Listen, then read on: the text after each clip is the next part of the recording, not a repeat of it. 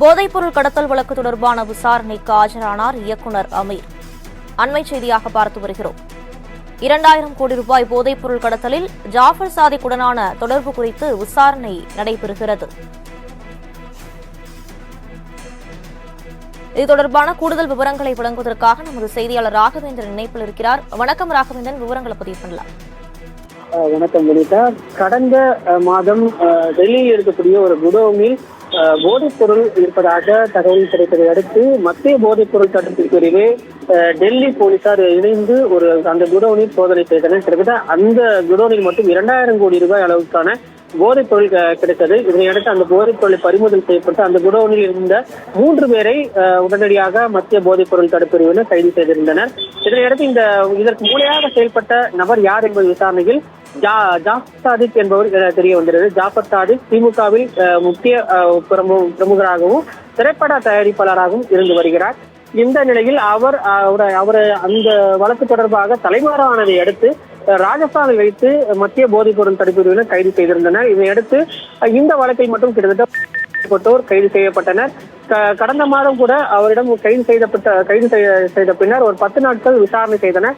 அதன் அடிப்படையில் தற்போது இந்த விசாரணை மற்றும் சோதனை மத்திய போதைப் பொருள் தடுப்பு பிரிவினரால் நடத்தப்பட்டு வருகிறது. ஜாஃபர் சாதிக் திரைப்பட தயாரிப்பாளராக இருந்து வந்திருக்கிறார். ஜாஃபர் சாதிக் தயாரிக்கும் இறைவன் மிகப்பெரியவன் என்கிற திரைப்படத்திற்கு இயக்குனர் அமீருக்கு 1 கோடி ரூபாய் சம்பளம் பேசப்பட்டது. அதற்காக முன்பணமாக 28 லட்சம் ரூபாய் பணத்தையும் திரைப்பட இயக்குனர் ஜாஃபர் சாதிக்கிடம் வாங்கியிருக்கிறார். அதே போல் இந்த படப்பிடிப்பானது 70% முடிந்த நிலையில் தற்போது மீதமுள்ள படம் எடுக்க முடியாமல் இருப்பதாகவும் தெரிய வருகிறது.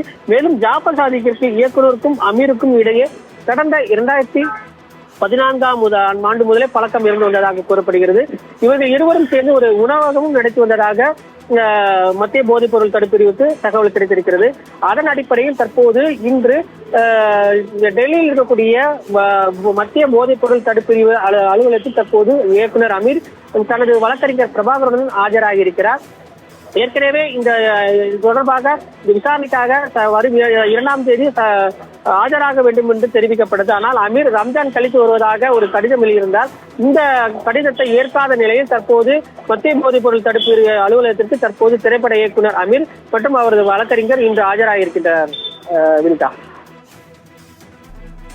போதைப்பொருள் கடத்தல் வழக்கு தொடர்பான விசாரணைக்கு இயக்குனர் அமீர் ஆஜராகியிருக்கிறார். இது தொடர்பான விரிவான விவரங்களை வழங்கியதற்கு நன்றி ராகவேந்தர்.